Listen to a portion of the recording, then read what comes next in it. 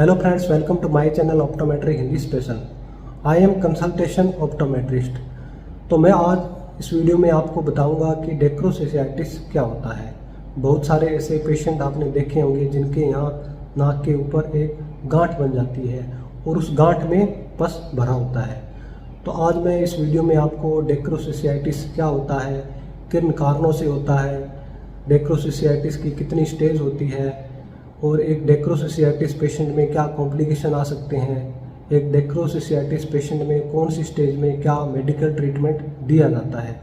तो आज मैं इस वीडियो में आपको डेक्रोसिसियाटिस की पूरी थ्योरी के बारे में आपको बताने वाला हूँ। तो दोस्तों, अगर आप इस YouTube चैनल पर नए हैं और अभी तक आपने हमारे YouTube चैनल को सब्सक्राइब नहीं किया है तो आप हमारे YouTube चैनल को सब्सक्राइब कर लें और बेल आइकन को भी दबा लें ताकि हमारे आने वाली नई वीडियो की नोटिफिकेशन आपको मिल जाए। तो चलिए पहले हम समझते हैं कि डेक्रोसिसियाटिस क्या होता है। तो जो डेक्रोसिसियाटिस है वह एक जो लेक्रिमल सेक होता है, आँख का लेक्रिमल सेक, उसके अंदर इन्फ्लामेशन हो जाने के कारण एक गांठ बन जाती है जिसे डेक्रोसिसियाटिस कहते हैं। तो यह किन कारणों से बनती है वो समझते हैं। तो आप यह डायग्राम देख रहे हैं। इस डायग्राम में जो आई है इसके ऊपर टीयर बनते हैं। तो जो टीयर है वह आँख के अंदर आते हैं और आँख से होते हुए कैनालिकुली के अंदर आते हैं। यह अपर कैनालिकुली है और यह लोअर कैनालिकुली है। तो इन कैनालिकुली के अंदर टीयर आते हैं और यहाँ से होते हुए लेक्रिमल सेक के अंदर आते हैं। यह इसका लेक्रिमल सेक है और लेक्रिमल सेक से जो टीयर है वह नेजो लेक्रिमल डक्ट के अंदर आते हैं, NLD में आते हैं और यहाँ से होते हुए बॉडी के अंदर ऑब्जर्व हो जाते हैं। तो जब नेजो लेक्रिमल डक्ट ब्लॉक हो जाता है तब जो टीयर है ऊपर से बनते हैं और नेजो लेक्रिमल डक्ट की तरफ आते हैं। तो ब्लॉक हो जाने के कारण जो टीयर है वह लेक्रिमल सेक के अंदर जमा हो जाते हैं और यहाँ जमा हो जाने के कारण लेक्रिमल सेक के अंदर इन्फेक्शन या फिर इन्फ्लेमेशन हो जाती है और इन्फ्लेमेशन हो जाने के कारण डेक्रोसिसियाटिस बन जाता है। तो यह कारण होते हैं एक डेक्रोसिसियाटिस बनने के। तो डेक्रोसिसियाटिस की 3 स्टेज होती है। तो जो पहली स्टेज है स्टेज ऑफ सेलुलाइटिस। तो इस स्टेज में क्या होता है, जो गांठ होती है वह प्राइमरी स्टेज में होती है और जो नाक की स्किन होती है वहाँ पे रेडनेस आ जाती है, स्वेलिंग आ जाती है और जो गांठ होती है वह सॉफ्ट हो जाती है और पेनफुल हो जाती है और कभी कभी पेशेंट को फीवर भी आ जाता है। अगर इस स्टेज में हम ट्रीटमेंट नहीं करते हैं तो यह जो गांठ है सेकंड स्टेज में चली जाती है।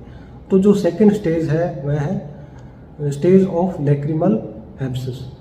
तो इसमें क्या होता है, जो स्वेलिंग होती है वह ज़्यादा दिन रहने के कारण जो लेक्रिमल सेक होता है उसके अंदर इन्फ्लामेशन या फिर पस आ जाती है और ज़्यादा पस हो जाने के कारण जो कैनालिकुली होती है वह ब्लॉक हो जाती है और ब्लॉक हो जाने के कारण में वह ब्रेक हो जाती है और ब्रेक हो जाने के कारण जो पस है वह बाहर की तरफ आ जाती है और एक गांठ बन जाती है। तो जो थर्ड स्टेज है वह है स्टेज ऑफ फिस्टुला। तो इसमें क्या होता है, जो गांठ होती है उसमें पस ज़्यादा भर जाती है और जो पस है वह बाहर की तरफ आने लग जाती है जिसे नासूर कहा जाता है। तो दोस्तों, अब आगे समझते हैं कि एक डेक्रोसिसियाटिस पेशेंट में क्या कॉम्प्लिकेशन आते हैं। तो उस पेशेंट के एक्यूट कंजक्टिवाइटिस हो सकता है, कॉर्नियल अब्रेजन हो सकता है, कॉर्नियल अब्रेजन जो कि एक कॉर्नियल अल्सर में कन्वर्ट हो जाता है, ऑर्बिटल सेलुलाइटिस हो जाता है। तो बहुत सारी ऐसी डिजीज डेक्रोसिसियाटिस से हो सकती है। नेक्स्ट हम ट्रीटमेंट के बारे में समझते हैं कि एक डेक्रोसिसियाटिस पेशेंट में कौन सी स्टेज में कौन सा ट्रीटमेंट दिया जाता है।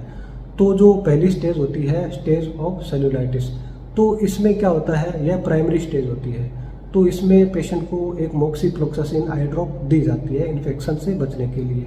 तो जो मोक्सीफ्लोक्सासिन आई ड्रॉप है इसकी 6 टाइम डोज होती है, यानी कि 2-2 घंटे के अंतराल से दिन में 6 बार डाला जाता है। और जो नेक्स्ट ट्रीटमेंट है वह टेबलेट है। टेबलेट में उस पेशेंट को एंटीबायोटिक टेबलेट दी जाती है।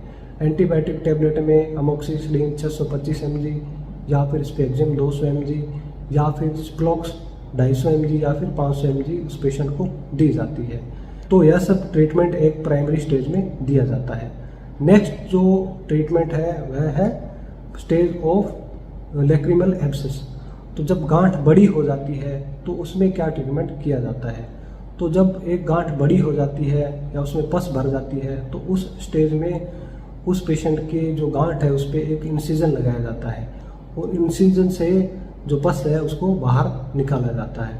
तो यह सेकंड स्टेज का ट्रीटमेंट है। तो जो थर्ड स्टेज है उसमें क्या होता है, DCR या फिर DCT ऑपरेशन किया जाता है। DCT और DCR ऑपरेशन करने से पहले जो पस है उसके लिए एक एंटीबायोटिक टेबलेट दी जाती है और 1 हफ्ते या फिर 10 दिन बाद में उसका DCT या फिर DCR ऑपरेशन किया जाता है। तो यह सब ट्रीटमेंट एक अलग अलग स्टेज में दिया जाता है। तो दोस्तों अगर टॉपिक से रिलेटेड कोई कमेंट है तो आप कमेंट बॉक्स में लिख सकते हैं। तो मिलते हैं नेक्स्ट वीडियो में एक नए टॉपिक के साथ में। धन्यवाद।